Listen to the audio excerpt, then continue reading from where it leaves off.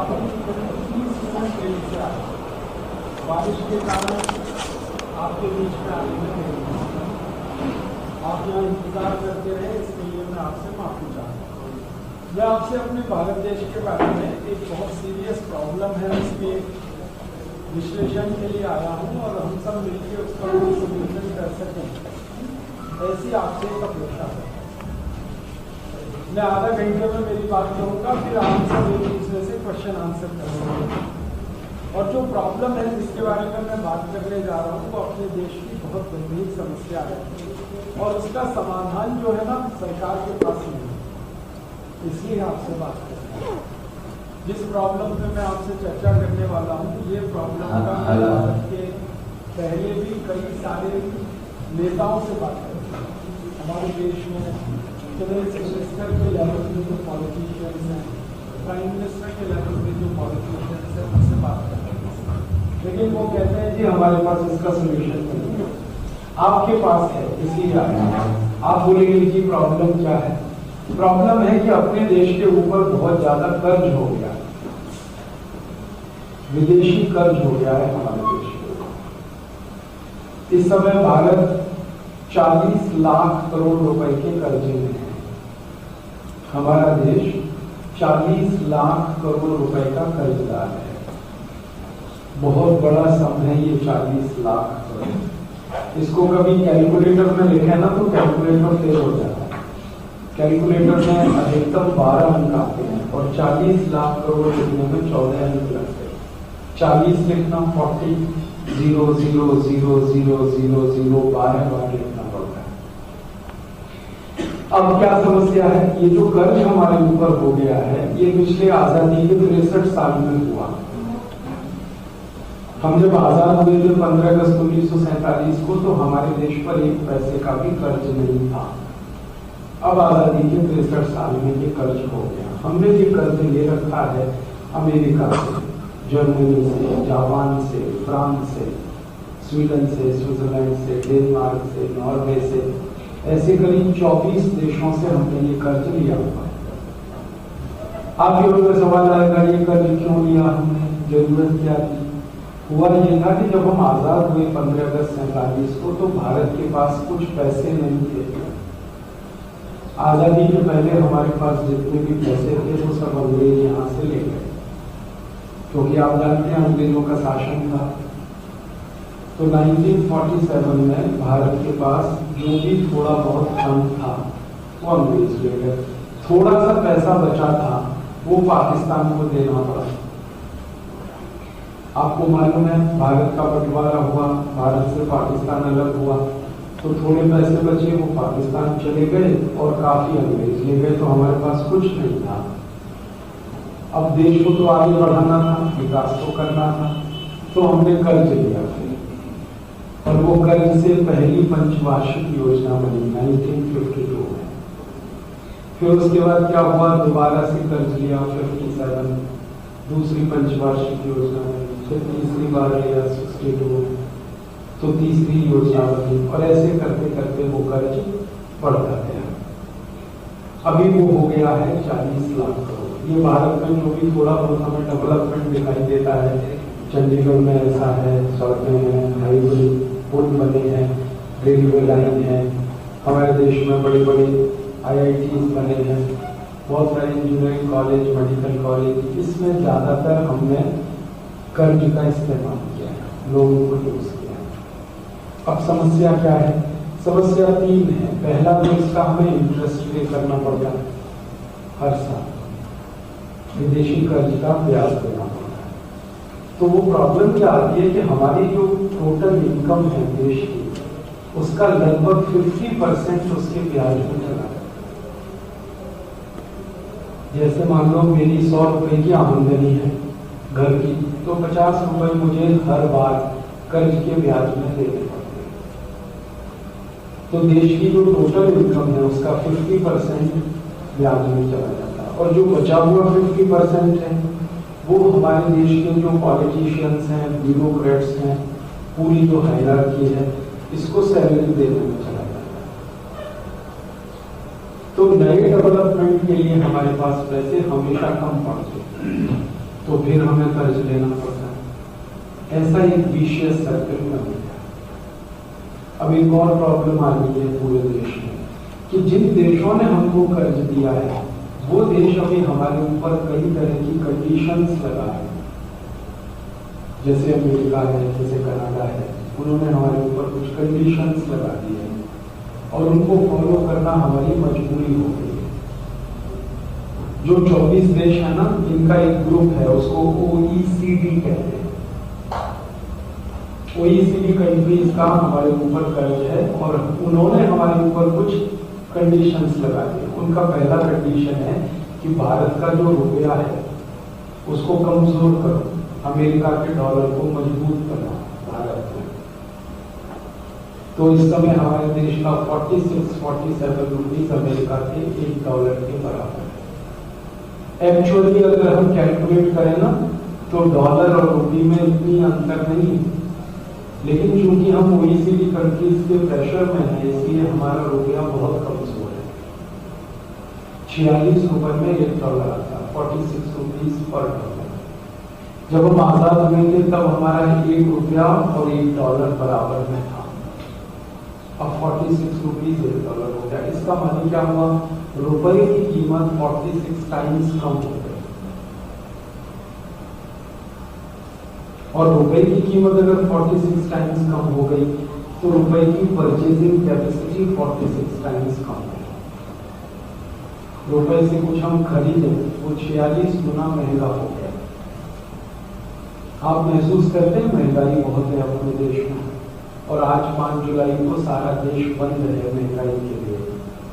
ये महंगाई का सबसे बड़ा कारण है रुपए की क्रय शक्ति कम होना, परचेजिंग कैपेसिटी बहुत कम है।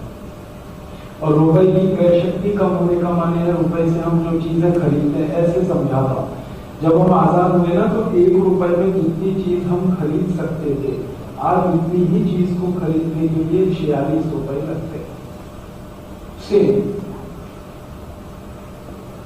तो 46 गुनी महंगी हो गई ना वो चीज हमारे लिए। और जब हम खरीदेंगे उस चीज को तो हमारी आमदनी 46 गुनी कम हो जाएगी। पहले जो चीज हमें ₹1 की मिलती थी अब वही हमें 46 में खरीदनी है, तो अपनी जेब से पैसे ज्यादा गए ना, और ज्यादा पैसे हमने खर्च किए तो इनकम कम हो गई। तो देश के लोगों की इनकम भी 46 टाइम्स कम हो गई रुपए के कमजोर होने से। और अंतरराष्ट्रीय स्तर पर इसका क्या असर पड़ता है? पहले हम अमेरिका से कोई चीज ₹1 में लेते थे, अब वही चीज अमेरिका हमको 46 रुपए में देता है। तो इम्पोर्टेड जो वस्तुएं हैं आयात होने वाली वो 46 गुनी महंगी होगी। हम इम्पोर्ट क्या करते हैं? सबसे ज्यादा पेट्रोल, क्योंकि अपने देश में पेट्रोल नहीं होता है। पेट्रोल के बाद डीजल, डीजल के बाद केरोसिन, ये सबसे ज्यादा हम इम्पोर्ट करते हैं। तो आप ऐसे समझ लो कि अगर 1 लीटर पेट्रोल 1947 में हम ₹1 का खरीदें तो अब वो हमको 46 रुपए में लेना है। ऐसी मुश्किल देश में आ गई।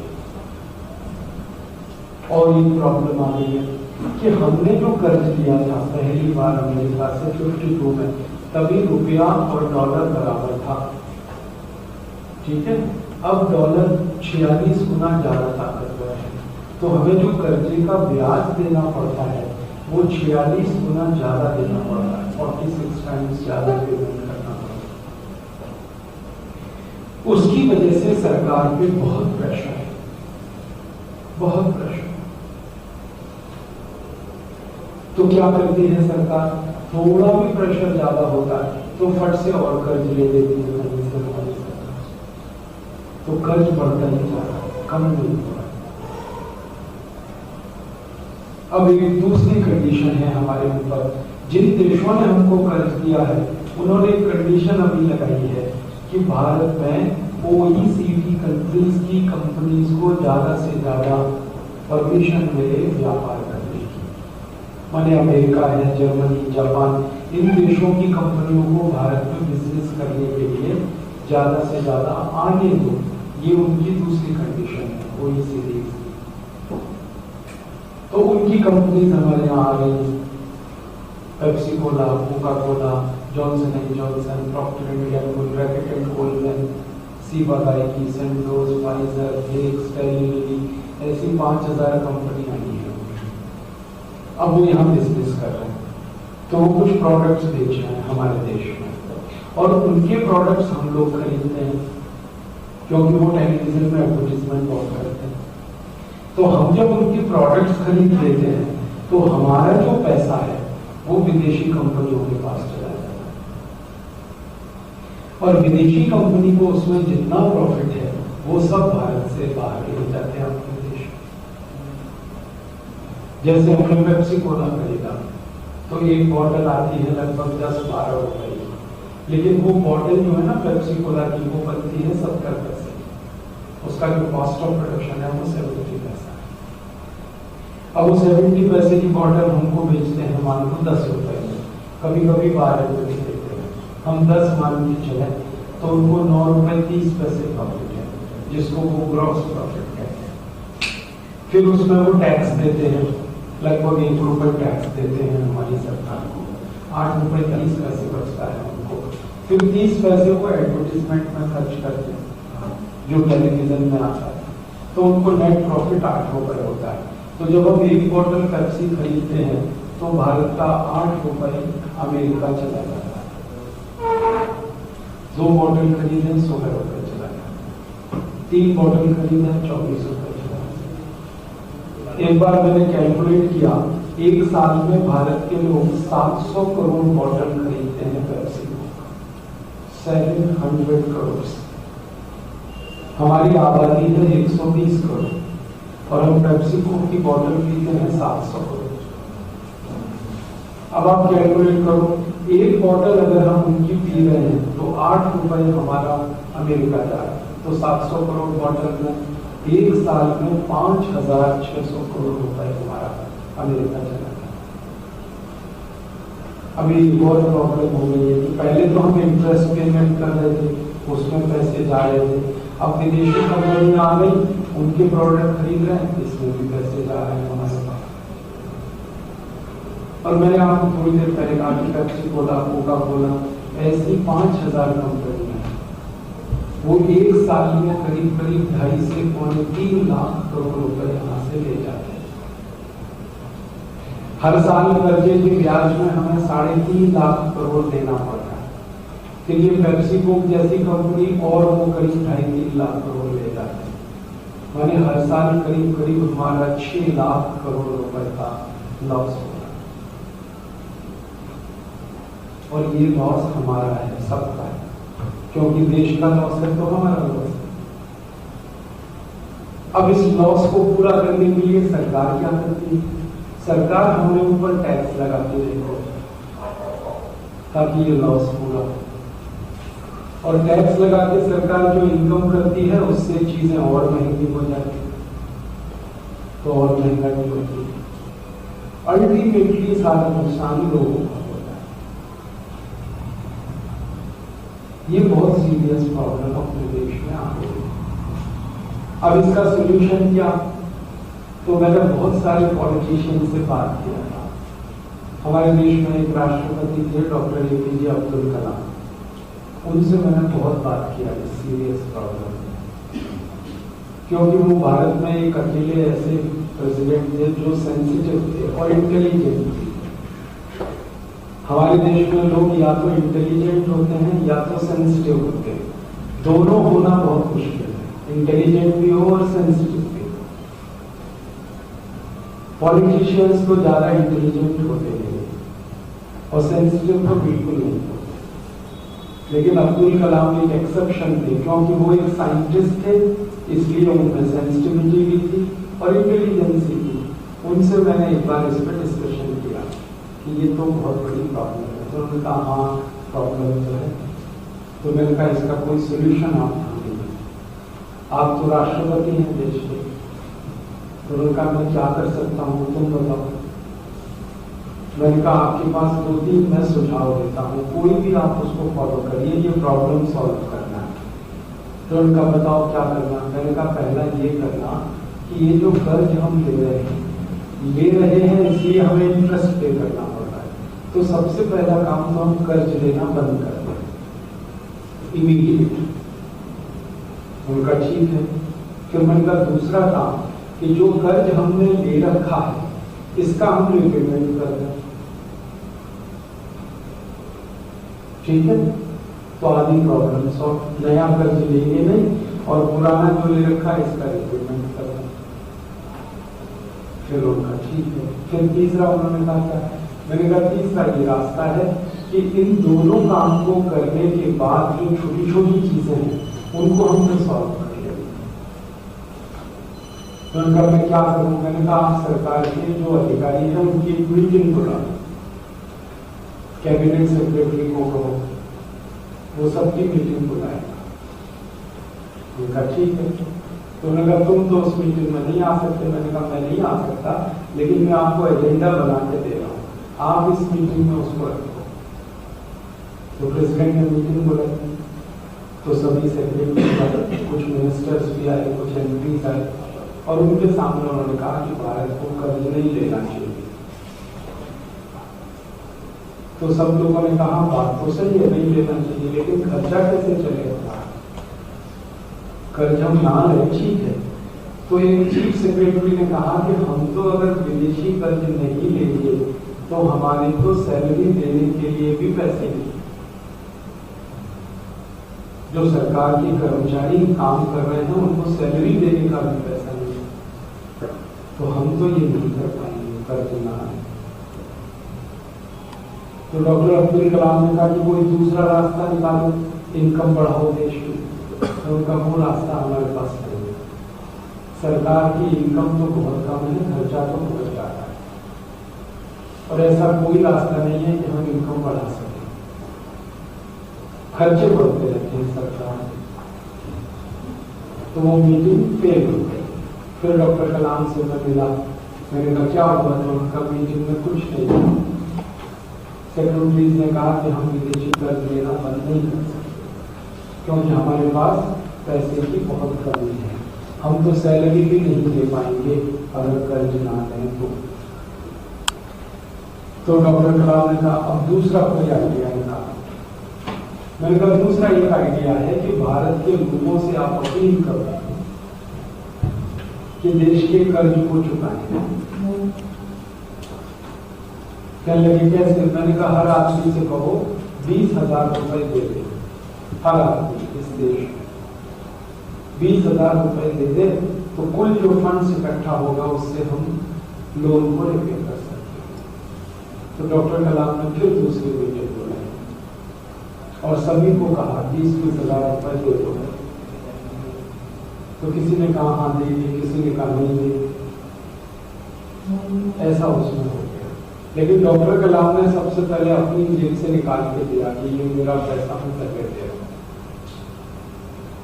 तो कुछ सेक्रेटरी ने शर्म आई तो कहा मैं भी दूंगा, मैं भी दूंगा, लेकिन एमपीज लोगों ने कहा हम क्यों दें? तो वो भी बात बनी। फिर मैंने डॉक्टर कलाम को कहा कि आपका जो वेबसाइट है, उनका एक वेबसाइट है, मैंने कहा इस पर अपील करो देश के लोगों से, जो जो आपको पसंद करते हैं कम से कम वो तो 20,000 दे देंगे। तो उन्होंने अपील की, तो कुछ लोगों ने तो भेजा पैसा, सब ने नहीं भेजा। फिर एक अर्थशास्त्री हैं, उन्होंने डॉक्टर कलाम को ये कहा कि आप 20,000 रुपए किससे मांग रहे हो, क्योंकि 84 करोड़ लोगों के पास तो 20 रुपए नहीं एक दिन में, वो कैसे देंगे? तो वो प्रॉब्लम भी नहीं सॉल्व, मैंने वो सोल्यूशन भी काम नहीं आया। और तब तक डॉक्टर कलाम का टेन्योर पूरा हो गया और री इलेक्ट वो हो नहीं पाए। कोशिश उन्होंने की थी, लेकिन कुछ पॉलिटिशियंस ने उनको जीतने नहीं दिया, क्योंकि डॉक्टर कलाम वो ईमानदार आदमी थे, खाते नहीं, दूसरों को खाने नहीं देते, और पॉलिटिशियंस को ऐसे लोग पसंद नहीं आते, उनको खाना और खाने वाला चाहिए, खिलाने वाला चाहिए। तो जब वो राष्ट्रपति पद से रिटायर हो गए तब उन्होंने मुझे फिर बुलाया, अब बताओ क्या करना है। मैंने कहा अब आप क्या कर सकते हैं? आप तो कुछ नहीं कर सकते। जब आप पावर में थे तब आप कुछ नहीं कर पाए, अब तो आप एक्स प्रेसिडेंट हैं, अब तो कोई नमस्ते भी नहीं करेगा आपको। क्योंकि हमारे यहाँ तो जो पावर है ना वो पोस्ट में है, एक्स प्रेसिडेंट तो क्लर्क से भी बदतर होता है। तो लगे हाँ मुझे भी अब ये रियलाइज हो रहा है। अब अखबार वालों ने यूं की बातें छापना बंद कर दिया, टीवी में भी अब नहीं आता। पहले आपने देखा हर दिन अखबार में उनका स्टेटमेंट आता था, छोटी सी भी बात कहे वो कहते थे पेड़ लगाओ, तो फ्रंट लाइन की न्यूज बनती थी पेड़ लगाओ। अब वो रोज बोलते हैं कहीं छपता है, टीवी वाले भी नहीं दिखाते, क्योंकि अखबार और टीवी वाले कहते हैं उनका क्या मूल्य है डॉक्टर कलाम का। ये है। अब फिर एक दिन मैंने मुझसे कहा कि अब तो एक ही ऑप्शन है कि आप भी घूमो देश में और आपके जैसे सैकड़ों लोगों को घुमाओ देश में, और वो लोगों के पास जाकर ये प्रॉब्लम बताएं और लोगों से कहो कि इसका कोई सोल्यूशन निकालो। तो हम सब मिलकर इसका सोल्यूशन निकाल सकते हैं। गवर्नमेंट के पास इसका सोल्यूशन नहीं, प्राइम मिनिस्टर कुछ नहीं कर सकता, आप कर सकते हो, हम कर सकते हैं, मिलकर कर सकते हैं। आप बोलेंगे क्या करें? आपको मैं एक सीधा क्वेश्चन करता हूं। मान लो आपके घर पे कर्ज हो जाए, थोड़ी देर के लिए सोचो, आपके घर पे कर्ज हो गया, अब आपके घर में क्या करोगे? कर्ज हो गया आपके, बैंक का कर्ज हो गया मान लो, या किसी जमींदार से आपने कर्ज ले लिया।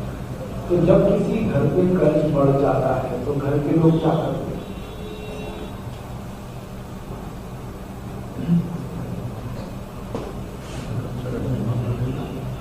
बताओ।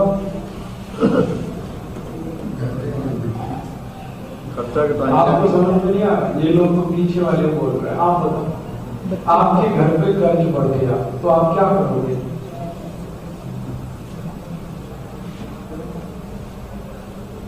हम दो ही काम कर सकते हैं, या तो अपने घर की इनकम बहुत बढ़ा लें ताकि कर्ज चुक जाए, और या घर के खर्चे घटा लें तो हमारी आमदनी बढ़ जाए। यही करोगे ना?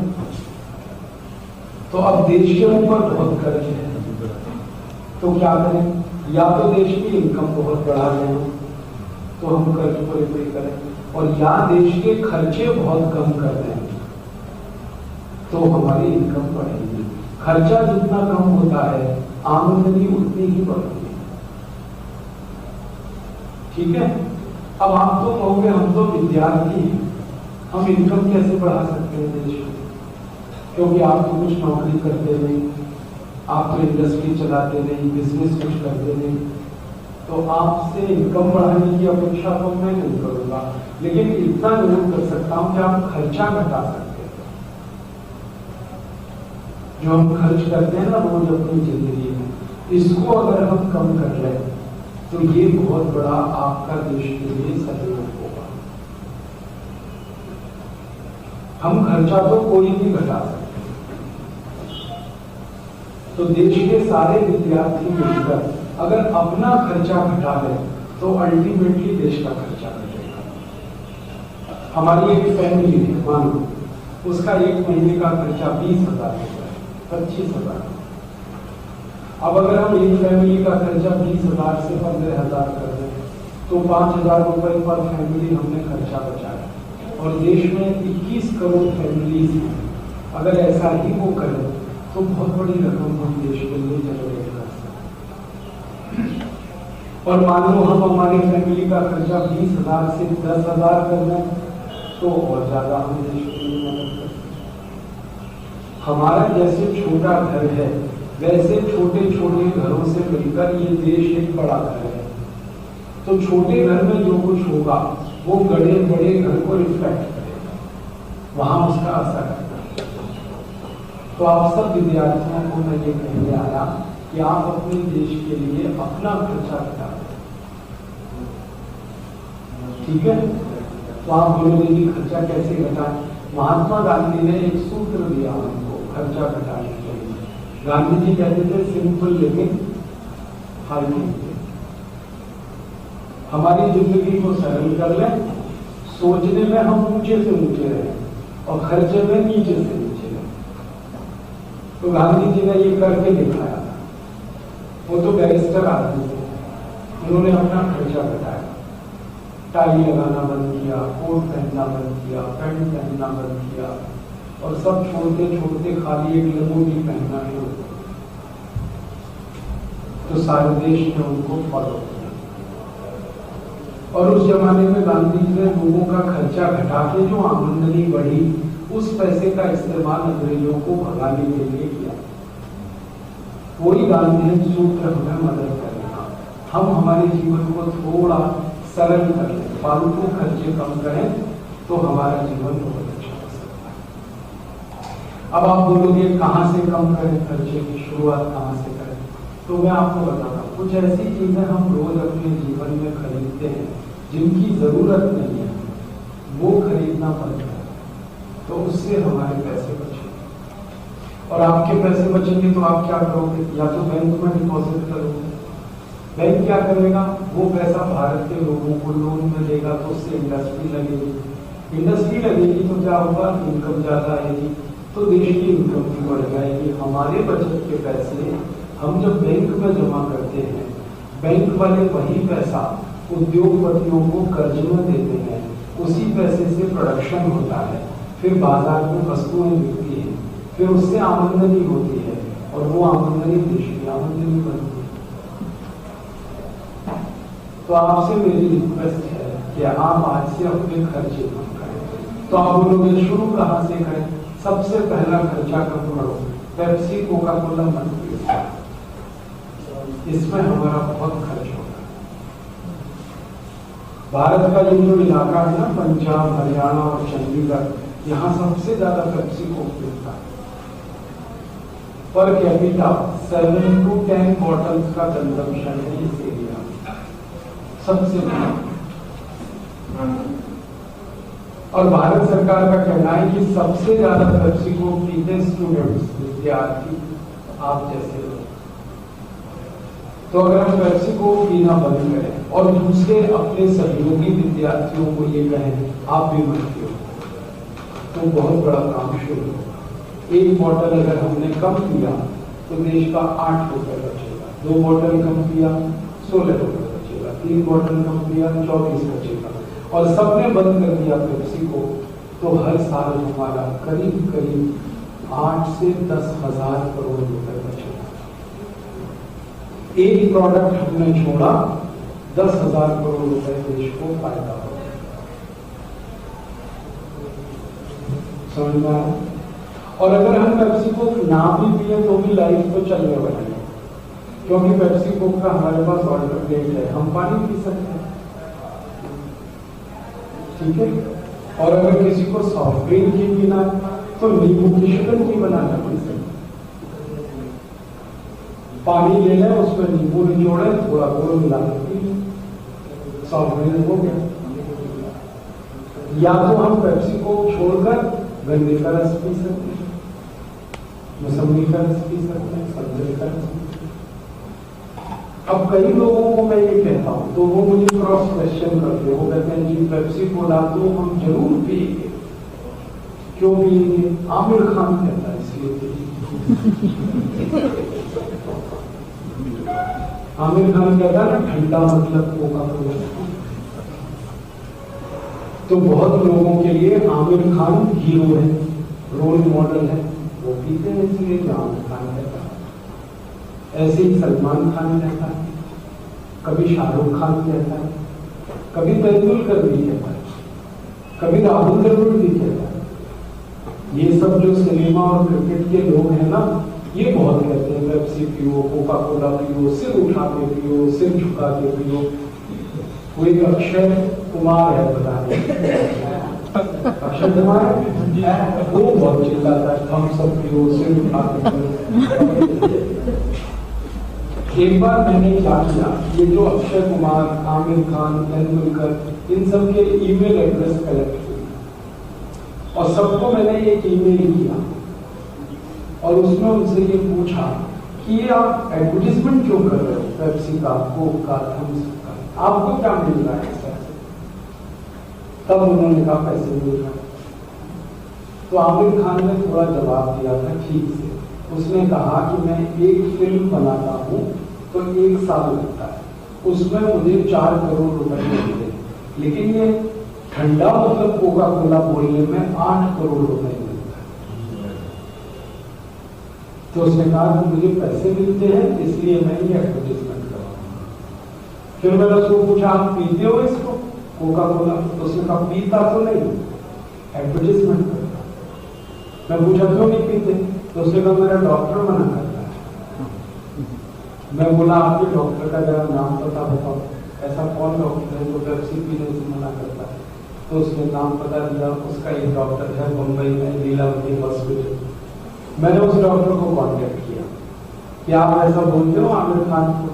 तो उसने कहा हाँ मैं सबको बोलता हूँ, जो भी पेशेंट मेरे पास आता है मैं कहता हूँ मत पियो कोका कोला पेप्सी कोला। मैं पूछा आप तो मना करते हो? उसने कहा ये बहुत पॉइजनस है पेप्सी कोला। मैं पूछा इसमें क्या पॉइजन है? तो उसने कहा इसमें एक एसिड है। मैं पूछा कौन सा एसिड है? तो उसने कहा ये मुझे नहीं मालूम है, इतना मालूम है कि इसमें एसिड है। फिर मैंने कहा कौन बताएगा? तो उसने कहा कोई नहीं बताएगा, तुम ऐसा करो टेस्ट करा दो इसको, इसमें पता चल जाएगा कौन सा एसिड। तो मैंने पेप्सी कोला टेस्ट कराया। एक लेबोरेटरी है, पूना नाम का एक शहर है, पुणे कहते हैं हम उसको, पूना कहते हैं। वहां पर भारत की सबसे बड़ी लेबोरेटरी है, उसका नाम है NCL, नेशनल केमिकल लेबोरेटरी। वहां सभी चीजें टेस्ट होती है। तो पेप्सी कोला हमने टेस्ट कराया, कोका कोला टेस्ट कराया। तो वहां से पता चला कि पेप्सी कोला में जो एसिड है उसका नाम है फॉस्फोरिक एसिड। अब ये जो फॉस्फोरिक एसिड होता है ना, इससे 2 चीजें बनती हैं। एक तो पेप्सी कोका कोला बनता है, दूसरा इससे बनता है हार्पिक। हार्पिक आप जानते हैं क्या है? टॉयलेट साफ करता है। तो हार्पिक जो टॉयलेट साफ करता है उसके लिए हार्पिक में एक एसिड मिलाया जाता है, उस एसिड का नाम है फॉस्फोरिक एसिड। और वही फॉस्फोरिक एसिड पेप्सी कोक में मिलाया जाता है। ये बात पूना की NCL लेबोरेटरी ने हमको बताया। और हैरान करने वाली बात ये बताई उन्होंने कि हार्पिक में जितना एसिड है पेप्सी कोक में भी उतना एसिड है। हार्पिक है ना, उसका pH वैल्यू है 2.4। pH समझते, केमिस्ट्री पढ़ते?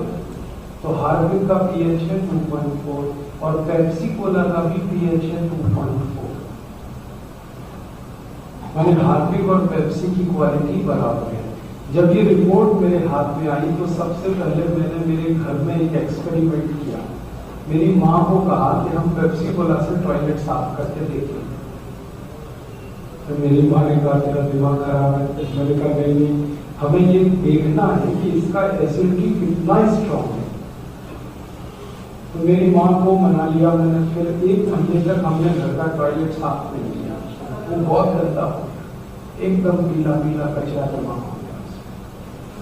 फिर मैं पेप्सी लाया, मैंने टॉयलेट पॉट पर उसको स्प्रे किया और 2-3 मिनट के बाद पानी से फ्लश किया। टॉयलेट पॉट चकाचक सफेद, एकदम वाइट, एकदम नीट है। वो दिन से मैंने एक एडवर्टीजमेंट शुरू किया, ठंडा मतलब टॉयलेट की।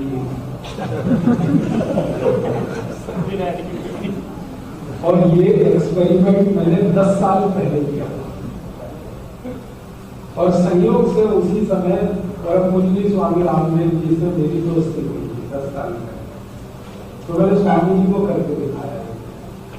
मैं हरिद्वार गया था तो स्वामी जी का पुराना आश्रम था, वहां पर एक मैंने व्याख्यान दिया था और उसमें बताया। तो स्वामी जी ने उसी दिन से बोलना शुरू किया, ठंडा मतलब टॉयलेट। अब आप सोचो कि हम टॉयलेट पीकर पी जाते और कोई लोग तो 10-10 बोतल पी जाते और कोई लोग तो ऐसे हैं कि अकेले नहीं पीते, अपने मेहमान को भी पिलाते हैं टॉयलेट। और हमारे घर में कुछ ऐसे मूर्ख मेहमान आते हैं जो घर में घुसते ही कहते हैं ठंडा लाओ, लाओ। मैंने देखा है जो शादियां होती है ना, शादियां, उसमें पेप्सी कोक के स्टॉल लग जाते हैं, तो लोग लाइन लगा के पीते रहते हैं। आप सोचो पीना चाहिए। अब मैं आपको और एक सीरियस बात कहना चाहता हूँ। ये पेप्सी कोला को जब टेस्ट किया लेबोरेटरी में तो पता चला इसमें फॉस्फोरिक एसिड है, लेकिन इसमें और भी कुछ केमिकल्स हैं, उनके नाम बताना चाहता हूँ। इसमें एक केमिकल है, उसका नाम है सोडियम मोनोग्लूटामेट। ये केमिकल कैंसरस होता है, कैंसर करता है। अगर आप रोज रोज पेप्सी को पिएंगे तो पेट का कैंसर हो जाता है। ये पेप्सी आप पीते हो ना तो जाएगा कहाँ? सबसे पहले आपके एपिगैस्ट्रियम में जाएगा, वहां कैंसर कर सकता है। और पेप्सी गले के नीचे से उतरता है तो गले का कोई भी हिस्से में कैंसर कर सकता है, क्योंकि उसमें सोडियम मोनोग्लूटामेट। और एक कैंसरस केमिकल है पेप्सी में, उसका नाम है पोटेशियम सॉल्फेट। पोटेशियम सॉल्फेट। और एक केमिकल है जो कैंसरस है, उसका नाम है बहुत खराब, एंडोसल्फान। आपको मालूम है एंडोसल्फान स्प्रे करते हैं हमारे किसान खेत में कीड़े मारने के लिए, वो पेप्सी कोक में मिक्स किया। हमने पेप्सी कंपनी के एक अधिकारी को पूछा कि इसमें एंडोसल्फान क्यों मिक्स करते हो, तो उसने कहा हमारी एक प्रॉब्लम है। मैं पूछा क्या, तो उसने कहा कि ये पेप्सी की बोतल जब हम बनाते हैं तो पानी भर देते हैं बोतल में, तो थोड़ी देर के बाद इस बोतल में कीड़े पैदा हो जाते हैं, क्योंकि जो पानी होता है ना ये साफ नहीं होता, बहुत गंदा पानी, कचरे वाला पानी डालते हैं। साफ पानी डालने तो खर्चा ज्यादा लगता है, कचरे वाला पानी मिलाते हैं, अब उस पानी में कीड़े आ जाते हैं, आई नहीं होते। तो वो कहते हैं इन कीड़ों को मारने के लिए हमको एंडोसल्फान डालना पड़ता है, और एंडोसल्फान पड़ा रहेगा तो कीड़े मरते रहेंगे। और वो कहते हैं कि हम अगर ये कीड़े ना मारे तो कोई नहीं पिएगा पेप्सी को, क्योंकि सबको वो कीड़े दिखाई देंगे। और ये एंडोसल्फान वो है जो खेत में डाला जाता है, वही पेप्सी। फिर एक और केमिकल है पेप्सी में, उसका नाम है क्लोरोपाइरीफॉस। वो एंडोसल्फान से भी ज्यादा खतरनाक। और ऐसे चौथे जहरीले केमिकल्स हैं पेप्सी को। तो आप सोचो ये जहर पेप्सी है, जहर पेप्सी। फिर मैंने एक एक्सपेरिमेंट किया। एक बार क्या हुआ, मेरा दांत टूट गया, वो अभी भी टूटा हुआ है। एक एक्सीडेंट में दांत टूट गया, तो मैंने मेरा दांत पेप्सी की बोतल में डाल दिया, ये देखने के लिए कि क्या होता है। मुझे डाउट था, मेरे मन में ये था कि अगर क्लोरोपाइरीफॉस और एंडोसल्फान जैसे केमिकल है तो ये दांत भी गल जाएगा पेप्सी। तो मुझे कंफर्म करना था गलता है कि नहीं गलता, तो मैंने मेरा ही दांत डाला पेप्सी की बोतल में, बोतल खोली, दांत डाला, फिर ढक्कन बंद करके रख दिया। 15 दिन के बाद उस बोतल को मैंने देखा तो मेरा दांत गायब हो गया। फिर पूरा पेप्सी मैंने निकाल दिया बोतल से, दांत नहीं निकला उसमें। कहाँ गया दांत? डिजॉल्व हो गया। और आपको मालूम है ये दांत कभी भी डिजॉल्व नहीं हो सकता किसी का। ये हमारे बॉडी का सबसे मजबूत ऑर्गन है दांत। हम मर जाते हैं, मरने के बाद हमारा शरीर का कोई अंतिम संस्कार कर दे तो सारा शरीर जल जाएगा, दांत नहीं जलेंगे। मुझे याद है मेरे दादा दादी का संस्कार हमने किया था, तो अगले दिन हम वो लेने गए थे उनकी राख, तो उनके सारे दांत निकल आए, बाकी कुछ नहीं।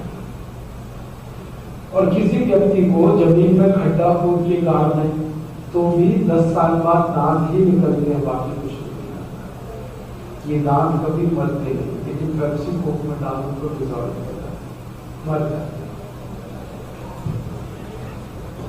क्वालिटी अच्छी है पेप्सी, पीने लायक है? पियोगे आप पक्का? कौन कौन नहीं पिएगा हाथ उठाओ।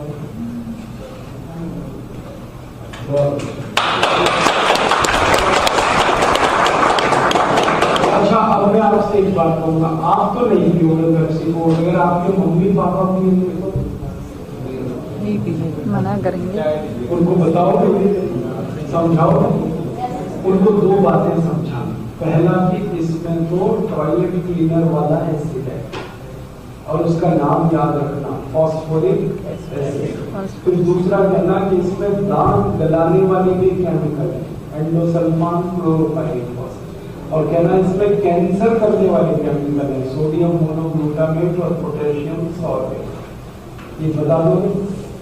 और चौथी बात बताना कि इसको पिएंगे तो 8 रुपए भारत देश का अमेरिका चला जाएगा। और अंत में ये भी बताना कि हम जो पेप्सी को पीते ना, हर साल हमारा पैसा अमेरिका जाता है, अमेरिका वही पैसा पाकिस्तान को डोनेशन में देता है। पाकिस्तान वो पैसा आतंकवादियों को डोनेट करता है। आतंकवादी वो पैसे से बम बना के भारत में ब्लास्ट करते। हम सब पेप्सी पीते हैं और भारत माता की जय हो। कैसे होने वाली है भारत? इसलिए ये पीने लायक नहीं, ठीक है? और हम सब भारतवासी पीना बंद करें तो मैंने आपको बताया 10,000 करोड़ रुपए देश का बच जाएगा। और इतने ही रुपए का मान लो हम नींबू का शिकंजी पी लें तो 10,000 करोड़ रुपए हमारे फार्मर्स की इनकम बढ़ जाएगी, क्योंकि नींबू कौन बेचता है? फार्मर्स। या हम 10,000 करोड़ रुपए का गन्ने का रस पी लें तो भी फार्मर्स की इनकम बढ़ जाएगी। या 10,000 करोड़ का संतरे का कीनू का रस पी लें तो भी फार्मर्स की इनकम बढ़ जाएगी। और फार्मर्स की इनकम बढ़ेगी तो वो और मल्टीप्लिकेशन करेंगे उस इनकम को और भी इन्वेस्ट करेंगे खेत में और इनकम बढ़ेगी। तो अल्टीमेटली देश की इनकम बढ़ेगी। और इनकम अगर बढ़ा दें देश की तो लोग रिपे कर सकते हैं, ठीक है? तो आप सब मिलकर देश के लिए बहुत बड़ा कॉन्ट्रीब्यूशन दे सकते हैं। समझ में आया? और एक दो बात समझा दो। हम कई बार कुछ ऐसे प्रोडक्ट खरीदते हैं जिसकी हमें कोई जरूरत नहीं है। और मैं एक और उदाहरण देगा। हम टूथब्रश करते हैं, कॉलगेट खरीदते हैं, क्लोजअप, पेप्सोडेंट, सिबाका, फॉरेंस। हर साल भारत में करीब 20,000 करोड़ रुपए के टूथपेस्ट खरीदे जाते हैं। और किसी को पूछो क्यों करते हो टूथपेस्ट, तो कहते हैं दांत साफ करते, इसलिए टूथपेस्ट करते। दांत साफ करने के लिए तो अपने पास बहुत कुछ है, पेस्ट ही क्यों करें? आप बोलोगे कि पेस्ट में क्या खराबी है? उसमें प्रॉब्लम ये है कि आप खरीदते हो टूथपेस्ट 30 रुपए का 100 ग्राम कॉलगेट, ठीक है? और वो बनता है मुश्किल से 3 रुपए का 100 ग्राम, मुश्किल से 3 रुपए का 100 ग्राम। कॉस्ट ऑफ प्रोडक्शन उसका बहुत। आप बोलोगे इतना सस्ता पेस्ट क्यों बनता है? क्योंकि पेस्ट जिस वस्तु से बनता है वो वस्तु बहुत सस्ती है। पेस्ट बनता है डाई कैल्शियम फॉस्फेट से, और डाई कैल्शियम फॉस्फेट आता है 1 रुपए का 1 किलो।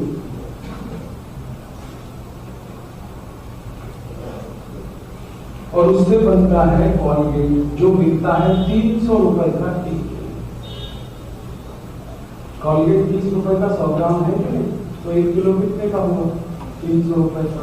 तो जो वस्तु डाइकेल्शियम फॉस्फेट उसमें डाली गई है कॉलगेट में, वो तो 1 रुपए किलो की वस्तु है, और हम खरीद रहे हैं उसको 300 रुपए किलो। 300 रुपए किलो तो बादाम मिलता है, काजू मिलता है, हम पेस्ट खरीद रहे हैं 300 रुपए। और हम कैसे मूर्ख हैं, 300 रुपए किलो की पेस्ट को रगड़ रहे हैं और वॉश बेसिन में थूक रहे हैं।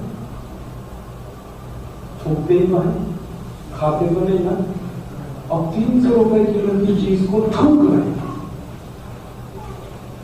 और 40 रुपए किलो के दूध को पी रहे हैं और कहते हैं हम बहुत स्मार्ट, क्योंकि हम 300 रुपए किलो की चीज को थूकते हैं।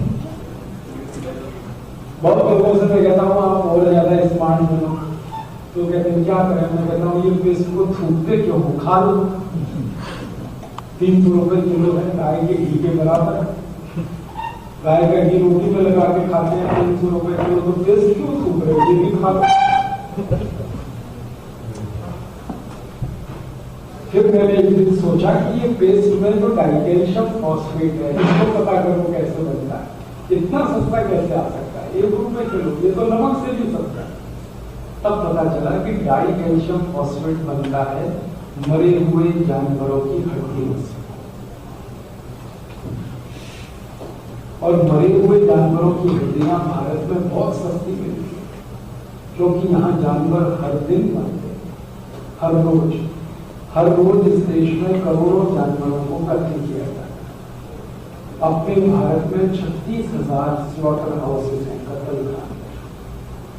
उनमें एक साल में 10 करोड़ जानवरों को कत्ल किया जाता है। गाय, बैल, भैंस, बकरी, बकरे, मुर्गे, मुर्गी, और इनका जो मांस है ना वो हम खा जाते हैं, मांसाहारी लोग। और इनकी जो हड्डियां हैं वो कॉलगेट कंपनी खरीद लेती है, और उससे वो निकाल लेते हैं डाइकेल्शियम फॉस्फेट, और उससे बनाते हैं फिर टूथपेस्ट, और वो पेस्ट लगाते हैं हम रोज अपनी सवेरे सवेरे मरे हुए जानवरों की हड्डियों का पाउडर मुंह में लगाते हैं, और फिर कहते हैं सांस की बदबू। बहुत गलती है ये कॉन्फ्लिक्ट। अब मैं आपको और एक बात कहना चाहता हूँ। मैं पहली बार अपनी जिंदगी में जब अमेरिका गया तो मैंने वहां देखा कॉलगेट का पेस्ट बिकता है। अमेरिका में नहीं बिकता कॉलगेट, क्लोजअप, पेप्सोडेंट वहां बिकता है, लेकिन अमेरिका में जो कॉलगेट बिकता है ना और भारत में उसमें अंतर बहुत है। अमेरिकन कॉलगेट जब मैंने देखा तो उसके रैपर पे एक स्टैट्यूटरी वार्निंग प्रिंट होता है। भारत में आपने